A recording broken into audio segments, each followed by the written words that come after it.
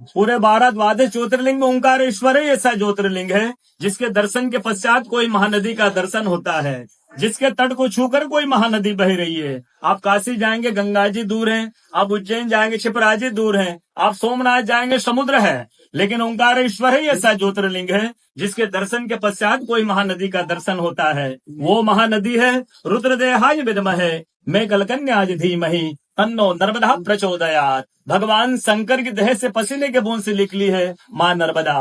भारतवर्ष में जितनी नदियां हैं सब उत्तर दक्षिण दक्षिण उत्तर की ओर बहती है, लेकिन माँ नर्मदा उदय से अस्सी की ओर बहती है, पूर्व से पश्चिम की ओर बहती है। भारतवर्ष में जितनी नदियां हैं उसमें नर्मदा ही नदी ऐसी है जिनके जितने कंकर हैं सब शंकर है। नर्मदा पुराण में ये भी कहा गया है कि नर्मदा जल के स्पर्श होने से जो शिवलिंग निकलता है उसको डायरेक्ट ले जाके पूजा कीजिए, उनको प्रतिष्ठा की आवश्यकता नहीं है। नर्मदा जल स्पर्श होने से वो स्वयं प्रतिष्ठित हो जाते हैं। अयोध्या में राम लला जी की जब स्थापना की गई थी तो नर्मदा का 2.5 फीट का नर्मदा का शिवलिंग राम जी के साथ अयोध्या में स्थापित किया गया था। और कहा गया है कि रेवा तटे तपम कुर्यात् मोक्षदायिनी गंगा। कलयुग में आपको तप करना है, नर्मदा किनारे जाइए, और मोक्ष करना है तो गंगा किनारे जाइए। रेवा तटे तपम कुर्यात् मोक्षदायिनी गंगा।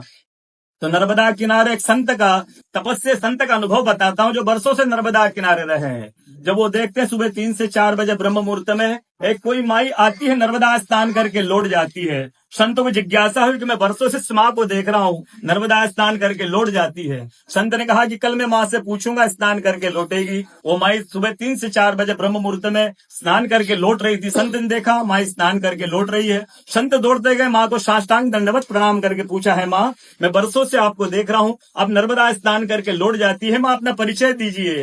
तो माँ अपना परिचय देती है, मैं गंगा हूँ, कलयुग में शुद्धिकरण के लिए नर्मदा स्नान करने के लिए आती हूँ। बोलो गंगा मैया की जय, नर्मदा मैया की जय, ओंकारेश्वर भगवान की जय, आज के कथा के आनंद की जय, भक्त और भगवान की जय।